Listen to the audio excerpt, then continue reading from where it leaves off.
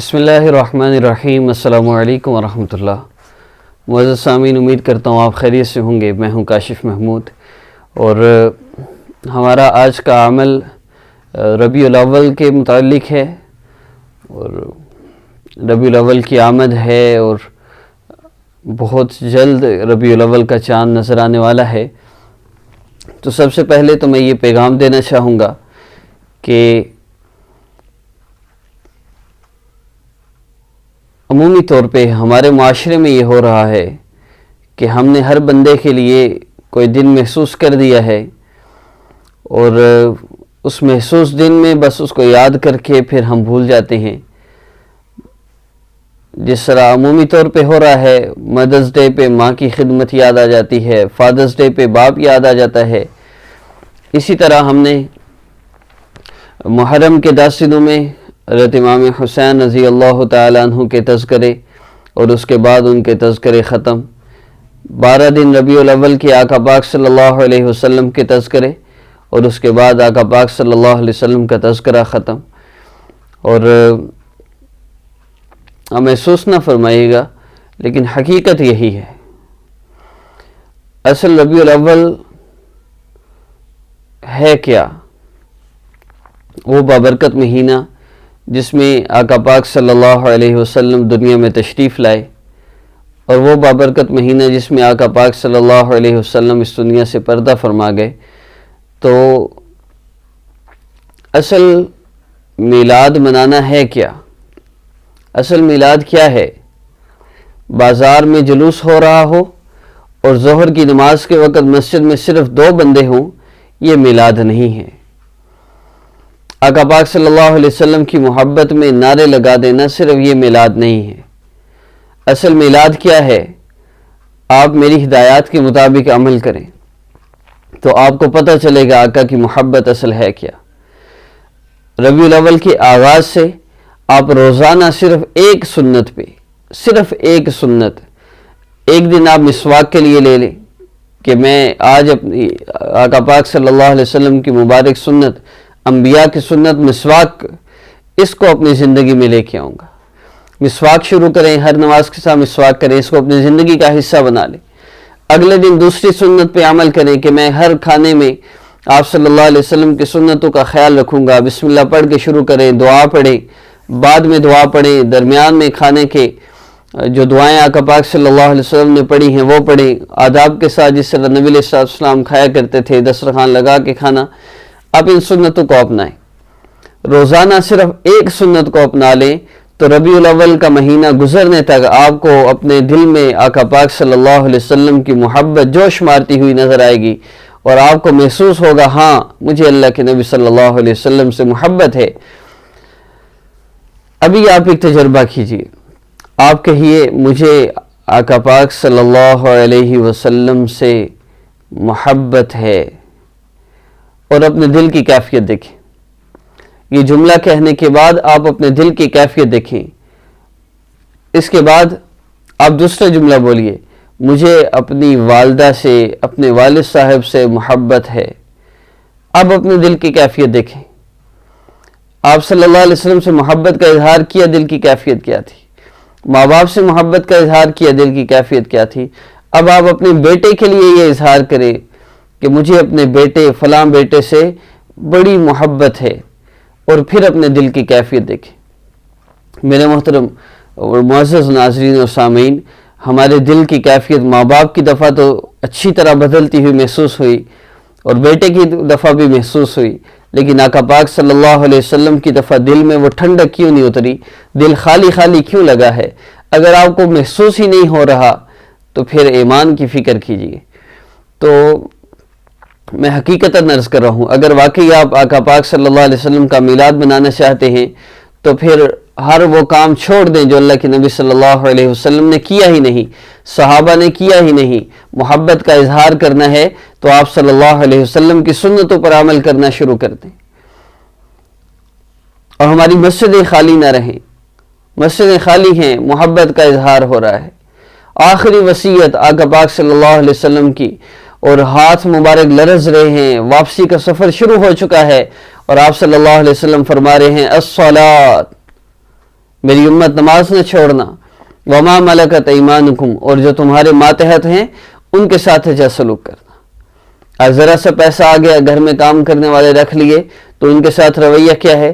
Company میں کام کرتے ہیں، ذرا سا عہدہ مل گیا تو نیچے والوں کے ساتھ کیسا برتاؤ ہے؟ ہر حاکم ماتحت کے ساتھ کیا کر رہا ہے؟ آپ بیوی پہ حاکم ہیں تو بیوی کو کس طرح بلا رہے ہیں؟ بندہ ہوٹل پہ جا کے بھی اس طرح نہیں آواز دیتا جس طرح بیوی کو آواز دے رہے ہوتے۔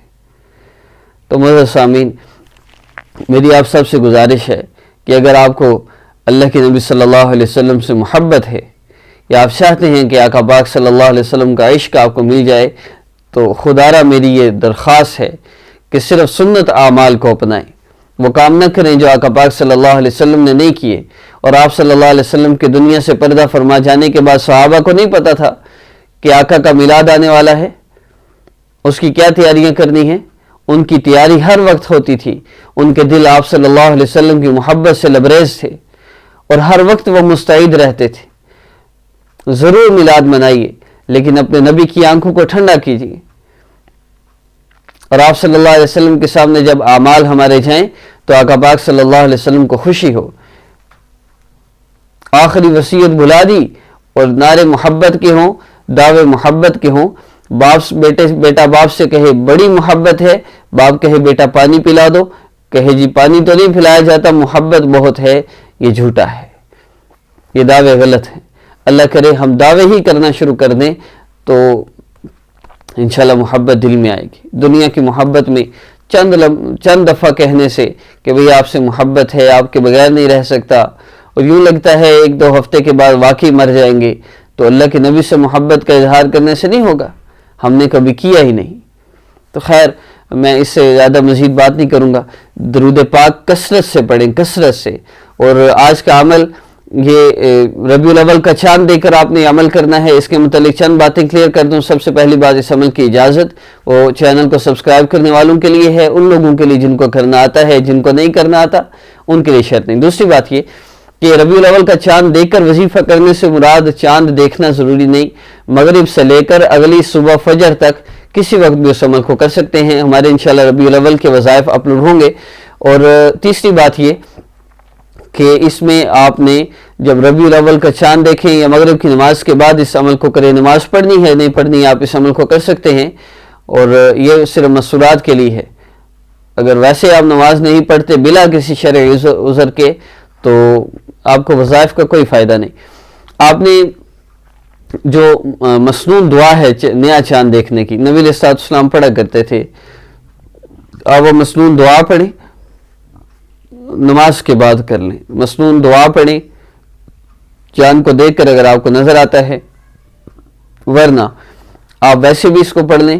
اور اس کے بعد آپ نے درود پاک پڑھنا ہے، صلی اللہ علی سیدنا محمد صلی اللہ علیہ وآلہ وسلم۔ اس درود پاک کو آپ نے صرف 11 مرتبہ پڑھنا ہے، اور اس کے بعد اپنی حاجت کے لیے، اپنی ضرورت کے لیے، اپنی پریشانی کے لیے، جو بھی آپ کا مسئلہ ہے اس کے لیے آپ نے دعا کرنی ہے۔ انشاءاللہ اللہ رب العزت آپ کی اس پریشانی کو، اس مصیبت کو دور فرما دیں گے، اور آپ کی اس حاجت کو پورا فرما دیں گے جس کے لیے آپ اس عمل کو کریں گے۔ اور اس میں نماز کی پابندی ضروری ہے، اور ربیع الاول کے پورے مہینہ میں کثرت سے درود پاک پڑھیں، اور ویسے بھی درود پاک کی کثرت رکھا کریں۔ لیکن یہ ہے کہ ایک اہتمام ہوتا ہے کہ ربیع الاول کا مہینہ ہے، آقا پاک صلی اللہ علیہ وسلم کی ولادت ہوئی اور آپ صلی اللہ علیہ وسلم کی دنیا سے پردہ فرما جانے کا یہ مہینہ ہے، تو جب عادت بن جائے گی پھر انشاءاللہ ساری زندگی درود پاک پڑھتے رہیں گے۔ تو ایک موقع ہے، اس کی ضرور کوشش کیجئے۔ اور میری آپ سب سے یہ آخری پھر گزارش ہے کہ خدا را ایک کام صرف کر لیں، آخری ایک میری ریکویسٹ ہے۔ سیرت النبی قدم با قدم کے نام سے پلے سٹور پہ ایک سیرت النبی صلی اللہ علیہ وسلم کی کتاب ہے جو انتہائی سہل ہے، بہت آسان ہے، اور وہ آپ بچوں کو بھی سنائیں گے تو ان کو سمجھ آ جائے گی۔